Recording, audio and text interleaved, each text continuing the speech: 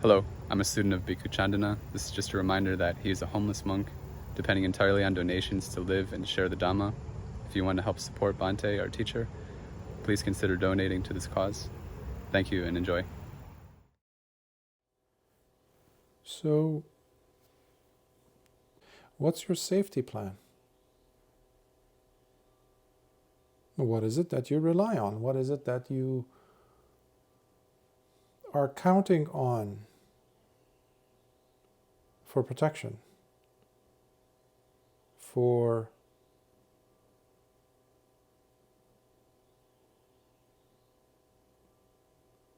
dealing with the nasty surprises that life throws at you, but specifically the one that's coming? And what I am referring to is the thing which you just were talking about, death. Having to do with death.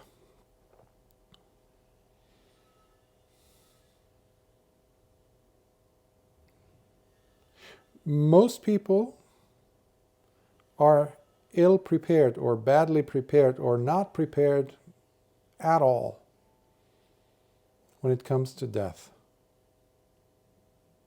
Most people are ill informed.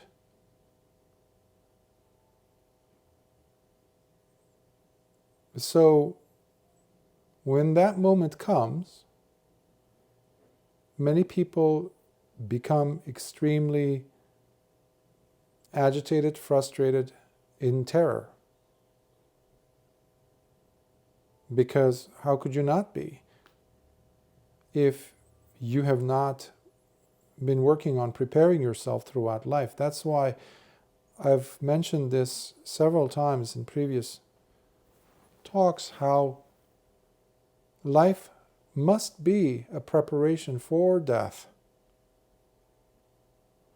because we don't know when it will come. Usually, for some reason, after having talked with thousands of people over, maybe more, in my lifetime, especially in the context of death, it seems that we like to think that we will have enough of a heads up, enough of a warning, at least, 15 minutes or so before it hits, before it comes.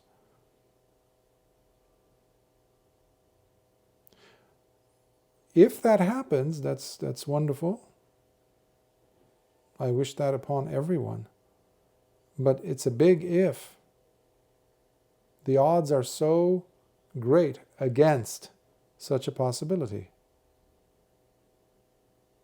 In the suttas, in the discourses, we see instances, situations where individuals were on their sickbed, on their dying basically, and an awakened bhikkhu goes to visit them. Either Lord Buddha goes, or Venerable Sariputta, or someone of that caliber would go, and they would give them an encouragement. That's an old tradition that we have in this Dhamma and discipline, where monks are invited to go and spend some time, at least even if the person even is unable to hear or witness the presence of such a being in the room with them.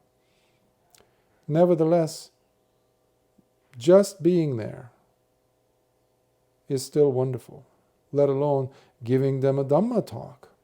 This is a very old tradition that we have, which I have a feeling that other traditions over time, over centuries, like Christianity, you have that. That's why I keep telling people, Buddhism was always engaged. It was never not engaged, because it's completely humanistic. It wants to reduce the suffering of individuals, not just the one that the person had been dealing with up until that moment. Because what we are also especially concerned about is what will happen after they have breathed their last. That's when the show begins. You can think of it like that. And If you go to a concert, you're not going to just dress up in drag, in just regular clothing, rags, and just go there. You're going to take a shower. You're going to, that's what we used to do. As a layperson, that's how people would dress up, clean themselves up, and then go to a concert, to a show, to whatever. So you're preparing, aren't you? If you go to a wedding, what are you doing? You're preparing. A big ceremony, you're going there. You're graduating, you're going there in your cap and gown. Everything is nicely dressed. Everybody is, spiffy, as they say. But these are all nothing. These are so mediocre, you can't even put them on a single page. It's so what? Compared to death. Your mental, emotional state has everything to do with what happens during those last moments, last minutes, last hours, last days, last even years, especially the years. For this reason, I highly encourage individuals to be positive around a person who is dying or on the verge, or even themselves, because I was just saying how practically majority of us will never get that opportunity to prepare for, getting a foreshadowing or a warning before it happens, let's say an hour. Many people die from heart attacks, from car accidents, injuries, wars. Suddenly something happens. So it can be quite sudden, usually. So in this tradition, we are taught again and again to not rely on mediocre, transitory things and consider those things as our safety net. So what is your safety plan? Do you have one? Perhaps now is the time for you to start. I always encourage people to smile, to drop the baggage of yesterday. If someone has hurt you, fine. Stop mulling over it. Stop fighting with that person in your mind. Keep your inner world intact, safe from further pollution, further destruction and traumatizing by that person or that circumstance, which happened over there in the past. Please don't bring it back in.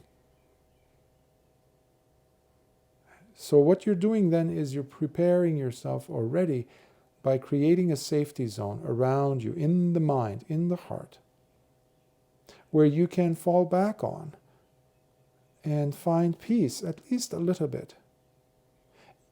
I often tell students these two words: it's okay. Of course, you need to protect yourself. You can't just tell yourself it's okay when you're throwing yourself in harm's way. That's not what I'm suggesting here. You make sure that you are doing all that you can by taking the steps necessary to avoid endangering yourself. If you're in a toxic relationship and you're in an abusive relationship and you keep going back to this person,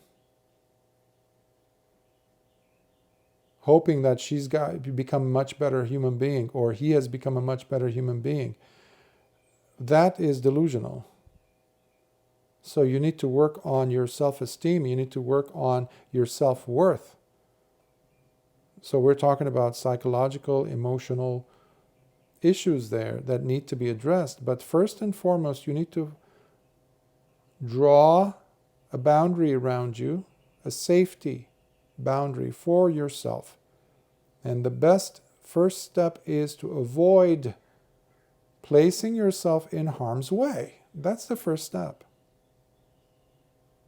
Same thing with domestic violence, same thing with, substance abuse and things like that. If you're afraid that you might go ahead down a path that you've taken many, many times for many years, like an addiction, for example, and let's say you've quit alcohol, what do? You don't go around walking past a bar, a club, a place where they sell alcohol. No, you willingly, intentionally avoid it. That is you taking the necessary steps to create a safety in your mind. So please do not expect external situations to kind of cater to your needs. Somehow, some sign from an external source to come in and to help you be safe. This is why I was saying earlier that most people are ill-informed. They have no idea. They expect a God or some savior outside of them to be waiting for them on the other side when they close their eyes. Meanwhile, they haven't done anything to support such a thing while they were alive. Meaning they're living in havoc, in terror, or terrorizing others. And then you have the other group of people who are another extreme, who don't believe in any such things. They think they're above it, or they are scientific, which they have nothing to do with science, by the way. Science is humble. Science looks for evidence, and there's plenty of evidence for this. So when they get to that point, guess what? They're even more confused.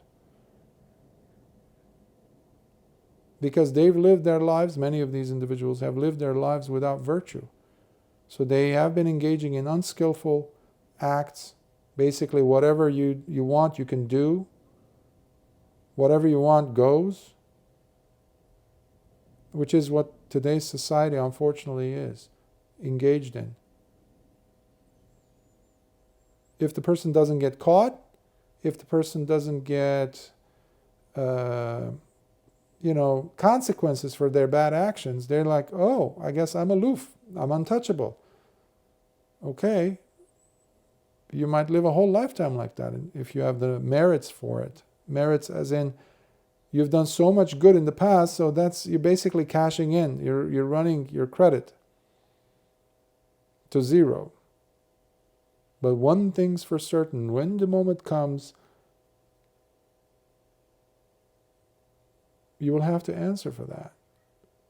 Because you just created negative energy. If you just think of it in terms of energy, every action produces a certain type of energy. One of them could be joy. If you do something good, you will have joy.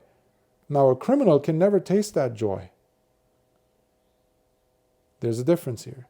Satisfaction is different than joy. Joy is a heartfelt experiencing of something where you see a beautiful thing occur because of you having intentionally put into action what you thought of doing that could bring beauty, safety, appeasement, and love to yourself and others, not just for now, but for later as well. That's why joy has many, many, many attributes, many prerequisites, if you will. Seeking after pleasure can never be happiness. That's why a criminal can never truly be happy either. Because happiness and joy are very much related. They have nothing to do with the satisfaction one gets from the experiencing of more and more pleasures. That's why they're void. They're null and void. They're empty. That's why a person like Jeff Bezos buys a yacht of, 100 feet. He sees someone over there with 102 feet yacht. He goes, oh yeah, I'm going to build a 155 feet long yacht. Okay, people over there in Antwerp or wherever they make it, Amsterdam or Germany, go ahead and start making me one. That's why the person who drives a car is never satisfied. Or the most beautiful person, let's say, physically attractive person, when they get a mole, or not a mole, but a pimple, or a wrinkle, there goes the neighborhood, because they lost whatever satisfaction those pleasures were giving them. So much money is being spent on seeking of physical pleasures. But the great eliminator of all, equalizer of all, is death. Wherever you go, you're going to come back to death, whether you like it or not. Whoever you are, whoever you've been in life, doesn't matter. So if you've lived your life like that, it's a miserable, miserable outcome waiting for you. People, unfortunately, don't realize this. So I have to bring this up again and again and again. What is your safety? What are you relying on? Oh, I need to get married. I need to find a beautiful husband or wife. We need to have a baby. Or we need to have 3 babies, 3 kids. 4 or 5. I need to have a big company. I have to be a CEO. I have to have, I have to be able to have enough money that I can, quickly liquidate and have assets in my hand more than liabilities, debts and things. Okay. In 2008, I think it was, during Obama's time, I think, when the whole market crashed and millions of people, I think the number was at least 10 million people lost their homes. These were not faceless, nameless people. I know a few of them. They lost their whole assets because they had put everything on the line. They had withdrawn so much money. They had basically put the down payment for this house or that property. It was gone. I know individuals at that time who had over $1 million in stocks and mutual funds, things like that. I don't know much about these, like what the differences are, basically. But basically, they lost over $1.5 million. It showed the stocks are there, but the value had dropped tremendously. So if it was worth $100, let's say, it was now worth $1.50. So many people committed suicide, not just in the US, but elsewhere. Of course, Obama goes and gives everybody, every banker almost $1 trillion.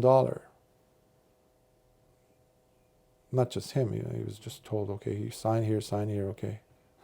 That's what presidents are. I mean, come on. They wear masks. They are the mask, actually. But people lost their entire savings. Some people went mad.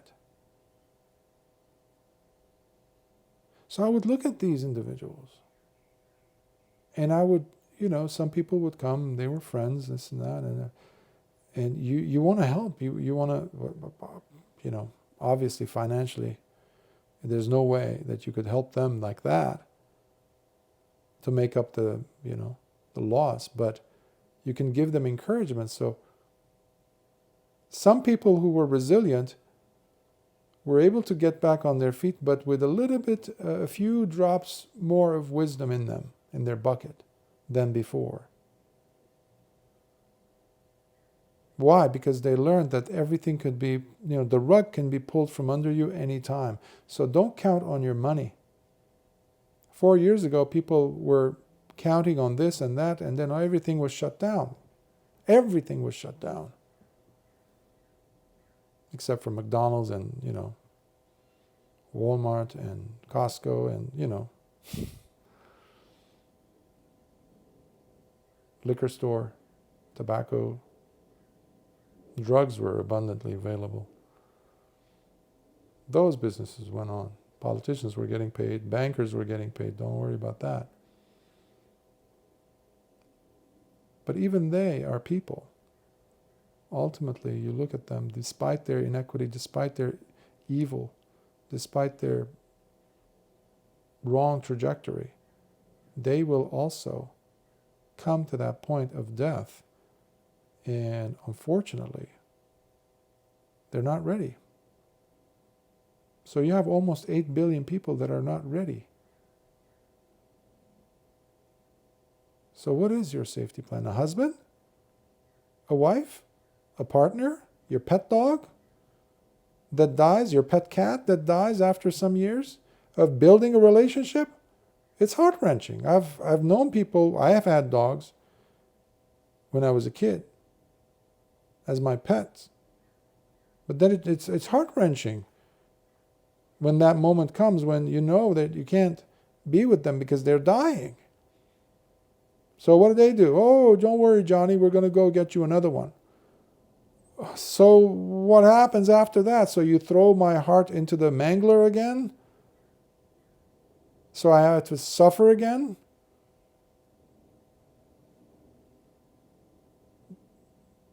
Be in a relationship. Okay. You're in a beautiful relationship for 50 years. Wonderful, amazing. Talk of the town type of amazing. One of you dies or gets sick, or even worse, develops Alzheimer's. And you watch them and they look at you as a stranger. What do? Where's your safety then? These are not unique cases, by the way. Go to any hospital, any nursing home, go out into the street and you'll see these individuals walking and talking to themselves. They're not necessarily very old or very young either. These people had safety nets in their mind. Some people had their youth, their attractiveness. You see this in actors. When they're like an A-lister type, actor or actress, and everybody's, they're fighting to get them, on contract to shoot this movie or that. All of a sudden something happens, or somebody more pretty or attractive shows up, or the media talks about, flaunts. All of a sudden the other one,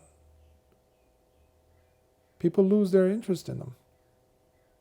And now they look around, hey, look at me, hey, come, give me attention, give me a gig, let me work, let me act, get me something. More than the money, they want the attraction, the pull. People want it to come gravitating towards them. So many people commit suicide. So many people usually before that happens, they get on drugs as their safety. But these are all temporary. People don't realize this.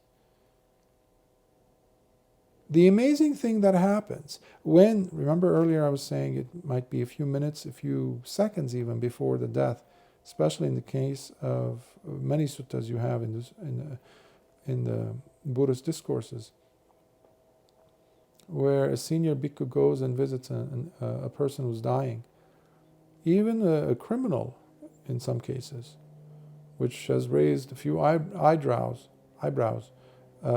in people. Oh, Bhante, how can that be? How can that be? There's this person who was basically an executioner, having killed, for so many years, people, and now he's dying and going into heaven. How is that possible? This is wrong. Something that's morally wrong. You shouldn't. There's many lifetimes that we go through. Where do you, or would you expect to go, or would you like to go, shall we say, after this life? A miserable place where there's no break in you being tortured. What I'm referring to are the hell realms. They do exist, folks. When you develop your practice deep enough, you will see these realms, if you desire to. If you have the wish in your heart and your mind gets to be that calm,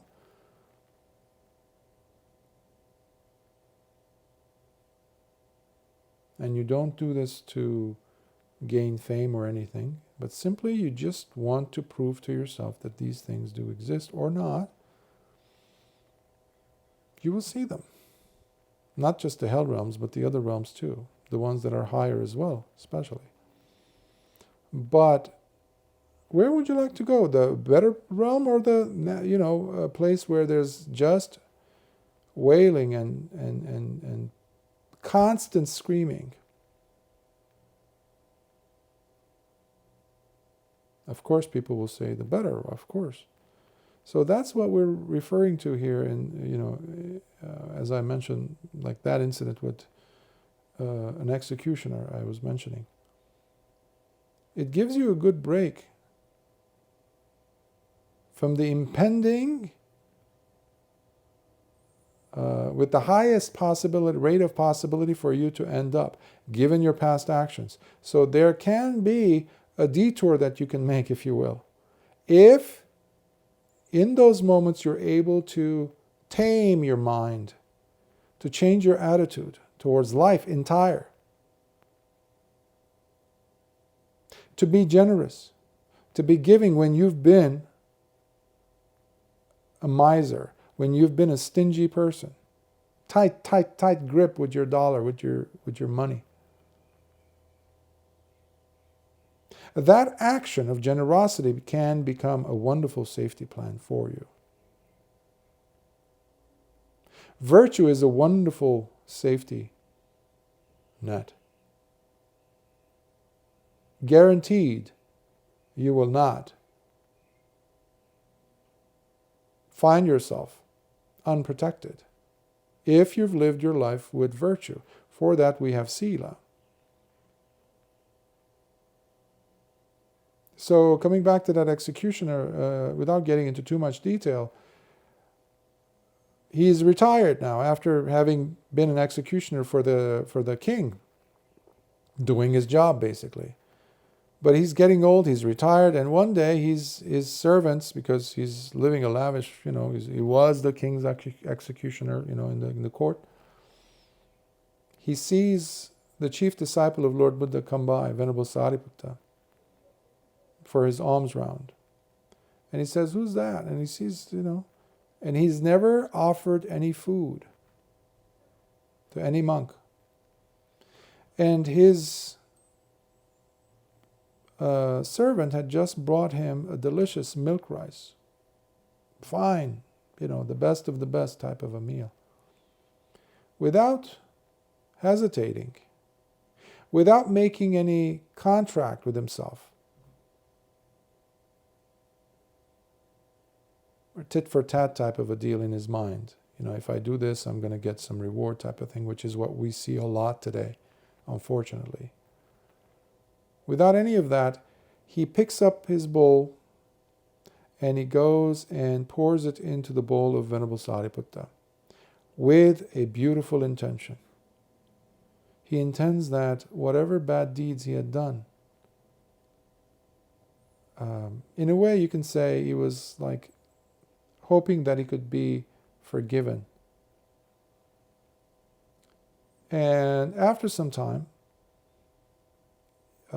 he's dying, basically. He's on his deathbed. And he asks for a monk to come. So he sends word to the Sangha, to the monastics, and Venerable Sariputta comes. And he's crying, he's in tears, and he's saying, Bhante, I've lived a horrible life. I've killed people. Venerable Sariputta asks, how? How did you? Well, he says, I was the king's executioner, prime executioner. I was the chief executioner. So if the king didn't like someone or, had to punish someone, that person had to come to me and I would just do my job as expected. And Venerable Sariputta asks him, well, answer me this. Can you recall any time during those, 50 years of doing your job, where you killed people, has there ever been a time where you did that with spite, with anger in your heart, with hatred in your heart, where you wanted to punish the person, like really angrily, personally engaged? Was there that in you, he says? And the man pauses, and he's running the whole scene, as it were, in his mind. And he says, Bhante, to tell you the truth, I don't recall any time where I was angry. For me, it was just a job. The soldiers would come and they would tell me, the Lord King wants you to do this. Okay. Or the king himself would say, you executioner, take his life or something. I wouldn't ask questions. I was not the jury. I was not this. I was not the prosecutor. None of those things. So he says, are you sure? He says, yes, I don't recall any hatred towards anyone. He says, okay. That's a good way to start. That's a good place to start. Because the man has done all these bad deeds. Let's not forget maybe they were innocent. Chances are in 50 years, come on, you're going to get a few people perhaps who were innocent. And he ends up killing them, essentially. These men or people came from families. So the family now lost the breadwinner or something. And there were people who were hurt by that act. So this is an unskillful act, whichever way you look at it. But as far as the shackles that he had in his mind, in his heart, the trauma that he was now reliving of, oh my, how much hardship have I brought to the world? That was what Venerable Sariputta was trying to disengage him from. He wasn't saying, oh, you didn't do anything bad. No. There's kusala and there's akusala. There's skillful, there's unskillful. This was an unskillful profession. Of course, this definitely is not in correspondence with the Noble Eightfold Path, specifically with the right livelihood bit. But these were the last moments of this person's life.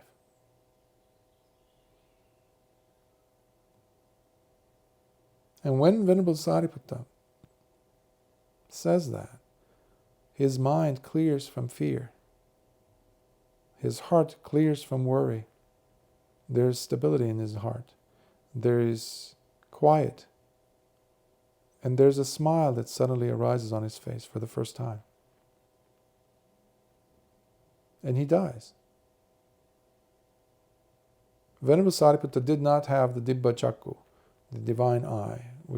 In Buddhism, it's one of the qualities that beings can have. Venerable Anuruddha was known to have that, and many others did, with which one can see where a person is reborn. The best among all of them was Lord Buddha, of course. So Venerable Sariputta goes back to the monastery and he reports back to Lord Buddha what had happened.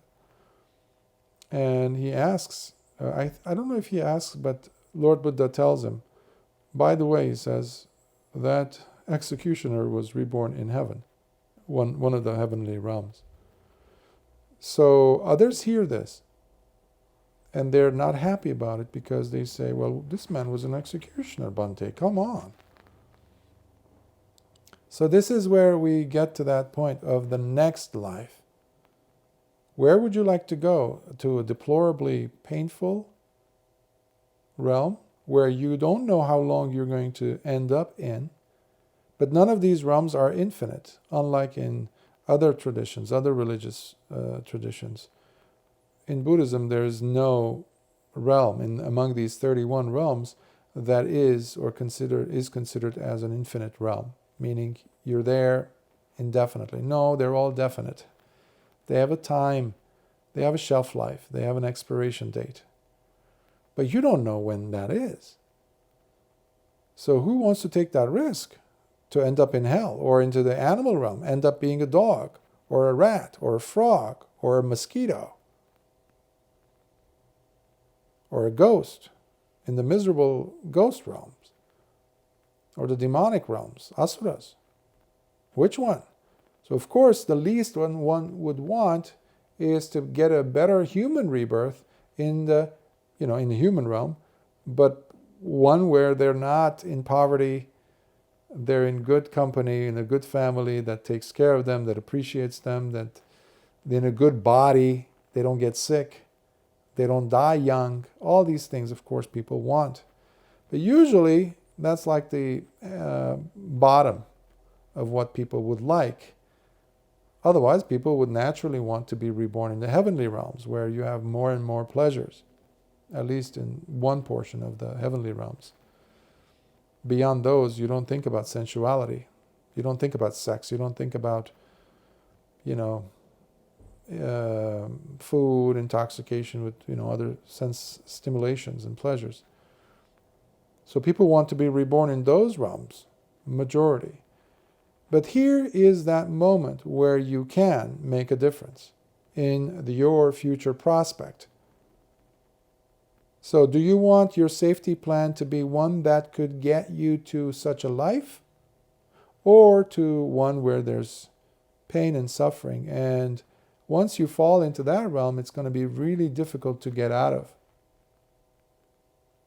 There's these things that people aren't talking about. The Dhamma or Buddhism, the Buddha's teachings are not just about, meditation, this, and of course it is partly on that, but there's this aspect that people want to avoid talking about completely.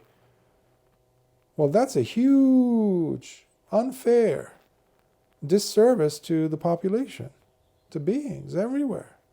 People need to know about the devas. People need to know about the hell realms. People need to know that we are simply one of the rungs, one of the layers. That's it. You don't believe in other realms? Look outside. Do you see a bird? Do you have a pet dog, a pet cat, a pet lizard? I don't know. Do you have insects in your house? Well, you're looking at another realm. It's called the animal realm. Hello.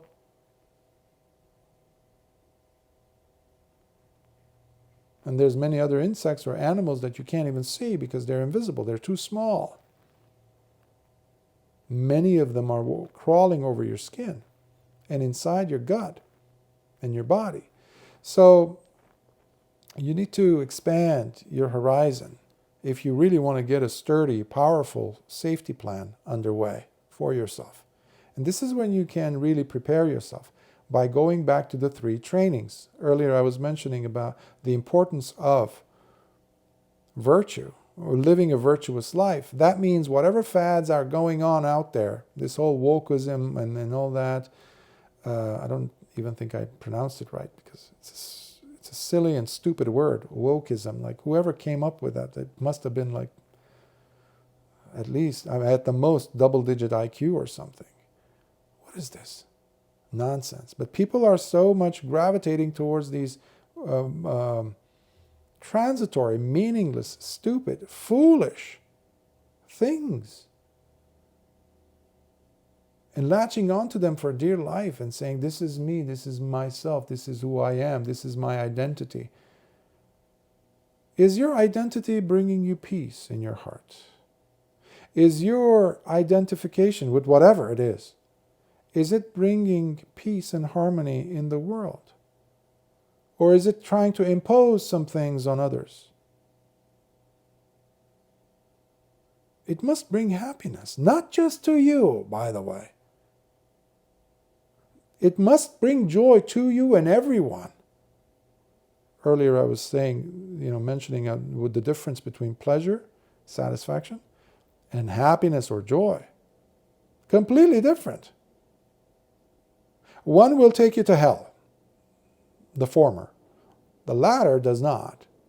If it's true joy, if it's true happiness, then it means it is beyond the realm of pleasure.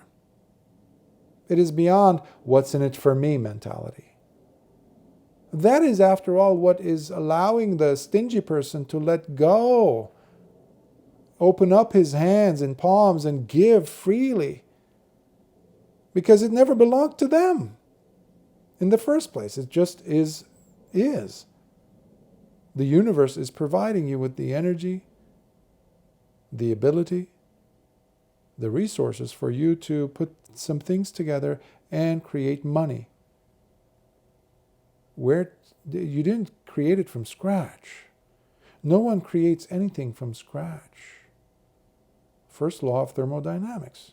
Energy can never be created or destroyed. Okay, so if it didn't come out of the thin air, then it is simply passing through my hands, isn't it? Yes. But how wonderful would it be if I intentionally move my hands and send it not to my bank account, but to another person who is in need. Venerable Sariputta was in need of the food, Nobody was there in the monastery cooking him milk rice or rice. That's why the monks had to walk at least 1 kilometer to get to the village to gain their sustenance. And as they're doing that, they're bringing the Dhamma with them to whomever is interested in listening to the Dhamma. Whoever's inviting them over so that they could gain some of the fruits of the Dhamma that are being gained by these monastics, who are the caretakers of the Dhamma. That's what we are as monastics today. We don't work for ourselves. We don't work for anything except for the Dhamma, meaning the attainment of the paths and fruits of the Dhamma now in this very life, and opening the doors of the deathless to everyone else.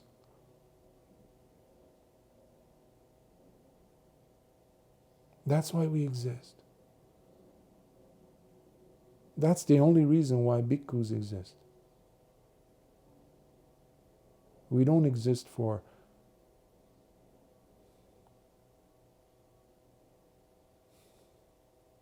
building monasteries.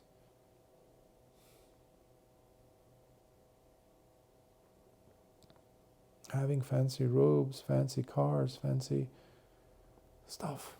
Reputation, renown, properties. We don't that's not it. How many followers or students do we have? How many books have been sold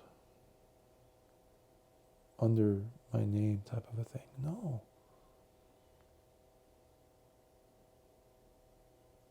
Because we're here to help, teach, protect, by supporting people to make the very best safety plan for themselves.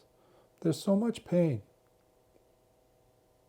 in this world now, but it cannot compare to the pain that is waiting for the majority. That's why I'm putting all these things up to help people. To come back to the Dhamma, to see the value of practicing sila, that's the virtue, that's the first training. The second is practicing sati, specifically meditation. You can practice metta, and there's plenty of free resources. I have the book freely, and now I think it's 11 or 12 languages, plus the audio book. I just happen to be one. There's countless more resources, online, and hard copies, etc. Countless Dhamma talks where people can benefit, not just from my stuff, but practice nevertheless. I don't care if you practice 5 minutes, but bring in sati. Sati is the mindfulness. Watch as you're walking, watch as you're breathing, watch as you're eating. And as you're able to do that, to maintain that, you will be able to catch it faster, faster, faster, these moments of transition, these junction points, when you change your body structure in a way, movement, motion changes, different postures, different states you find yourself in. Similarly, your feelings. Already, these are examples. Satipatthana is what I'm describing.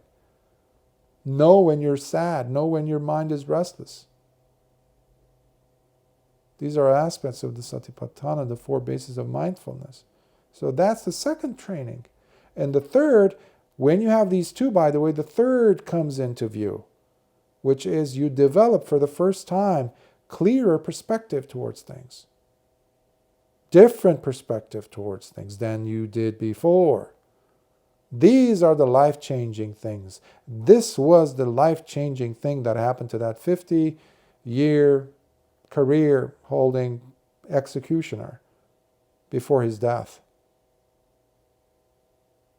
Insights, we call it. So when you are solidly based on living with virtue, and no one can live that for you, by the way, and no one can meditate for you either.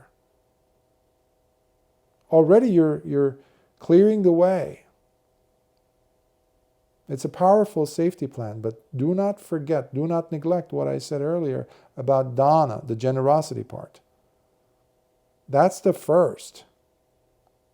Learn to be generous. Don't be so stingy. Give your time. If you see someone having something, or you have several layers of clothing and they don't have one, take off that jacket, give it to them. Well, my mom got it for me, or it's a Gucci or something. Who cares? Some idiot put a sticker on it and now it's like $400,000, I don't know, 40 times more expensive than something else. Why? It looks much better on them actually than on you, because you're seeing it being worn by someone else and something's happening in your heart. That is called joy. That's one of the quickest ways to land in heaven, by the way, in the heavenly realm. Quickest ways. If and when you recall the joy, not the action itself. Oh yeah, but I gave them that, so that should count for at least 100 years in a heavenly realm. No. Lord Buddha points out the 3 stages, the 3 requirements for, he has several, but the one that I'm referring to here is the 3 factors of a generous act. One is, before giving, the person must feel joyful, happy. Second is, during the giving, they must feel joyful. And thirdly, very important, after they've given, it doesn't matter how much time has elapsed. It might be 50 years later, and they recall that time when they gave that thing, and they're still as joyful as ever. Then it is a wonderfully beautiful, generous act. So that's another. And the other one is talking about, and not just about, but bringing to mind the devas, which unfortunately modern day society with our so-called educational system, especially the philosophers, Western philosophers namely, have ruined it for everybody else.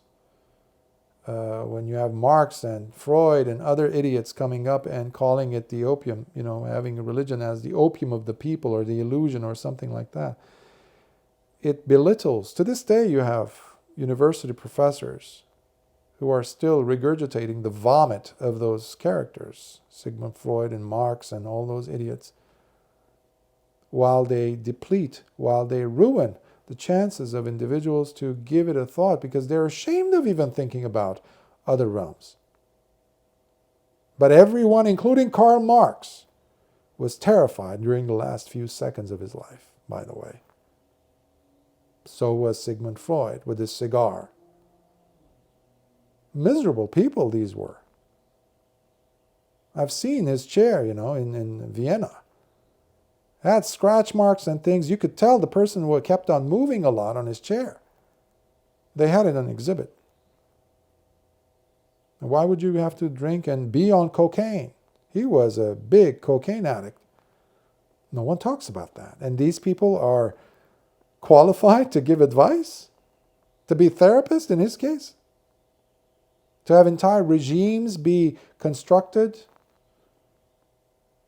on their ideologies like Karl Marx. But that's what we have. So we need to throw this rubbish out. We need to get rid of this from Western, and actually it's no longer Western because it's the whole planet now, influenced by such false views, wrong views. They're poisonous. And make room for thinking about the other, at least, possibilities of other realms.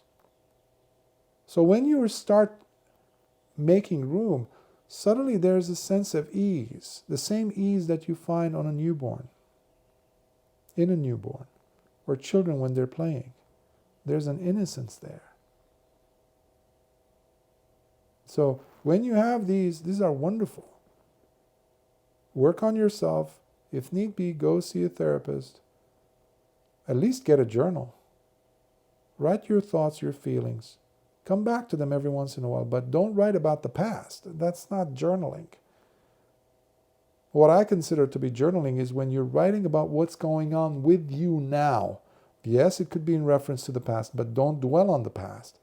Speak about what you are experiencing now, and be honest. Be truthful. Don't embellish. Don't critique yourself. Don't edit yourself either. Let whatever comes, comes. And every once in a while you can go back and look at what you've written. It's so healing. If going to therapy isn't your thing, fine. Use that method.